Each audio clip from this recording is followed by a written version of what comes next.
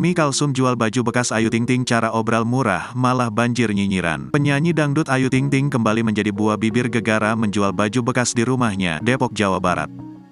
Putri pasangan Umi Kalsum dan Abdul Rozak tersebut memprelove pakaian yang sudah tidak digunakan lagi. Pakaian gebetan presenter Boy William tersebut dijual dengan harga yang sangat murah mulai dari Rp20.000. Namun, aksi pelantun lagu alamat palsu ini justru menuai kritik dari netizen. Pedangdut bernama asli Ayu Rosmalina itu jualan baju bekasnya hari ini.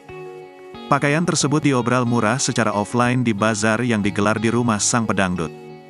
Tak ayal, netizen mengkritik sikap keluarga sang pedangdut yang memilih untuk menjual pakaian bekas tersebut dibanding memberikan secara gratis.